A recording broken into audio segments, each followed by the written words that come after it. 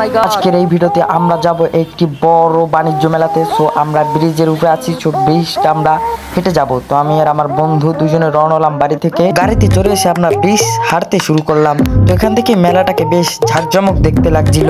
ও guys, তো আমার এই রাস্তাটা দেখি তো আমি পুরো অবাক, কারণ মেলাটা রয়েছে কত দূরে। তো রাস্তাটাকে অনেক সুন্দরভাবে ডিজাইন করা হয়েছে। তো আমি আর আমার বন্ধু এই রাস্তাটাকে হাঁটতে হাঁটতে পুরো আমাদের পা ব্যথা হয়ে গেল।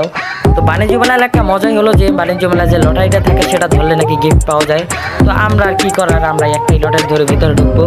এখন দেখি আর একটা বিপদ, মাস্ক কিনতে হবে। তাও আবার কিনা দরকার, কিচ্ছু করার নেই, কিনতে হবে। ড্যান তো কি আর করার, আমরা টিকিট আর মাস্ক সব কিনে চলে এসেছি আমরা মেলার ভিতরে। তো দেখতেই পাচ্ছেন ভিতরে, তো গাইজ তো দেখতেই পাচ্ছেন ভিতরের এত সুন্দর ঝাঁকঝমক। তো আমরা এখন যাচ্ছি একটা কনসার্টে। তো কনসার্টের কাছে গিয়ে আপনাদের সাথে দেখা হচ্ছে, চলেন।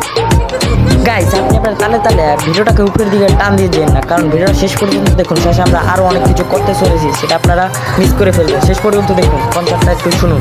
এই রেডি মানুষ কি গান গায় সেটাও তো আমাদের একটু শোনা দরকার।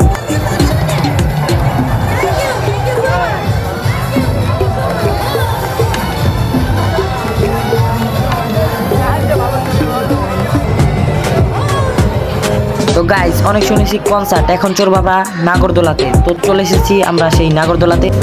এখান থেকে বাইরের ভিউটা খুবই সুন্দর, কিন্তু কি করব, ভিউটার মজাটাই মাটি হয়ে গেল। কারণ আমাদের সাথে দুটো রোহিঙ্গা বুঝেছিল, তারা যেভাবে ছবি তুলছিল আমাদের হাঁস আসছিল, কিন্তু আটকে রাখতে পারলাম না।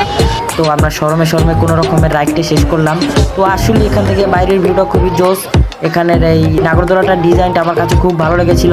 কিন্তু ও মাই গড, এখান থেকে তো কনসার্টটা সেই একটা জোস একটা ভিউ দেখা যাচ্ছে। দেখতেই তো পাচ্ছেন আপনার কনসার্টে কত লোক, মানে উপর থেকে একটা ড্রোনের মতো শ্যুটটা হচ্ছে। মানে আমার কাছে এটা খুবই সুন্দর লাগছে।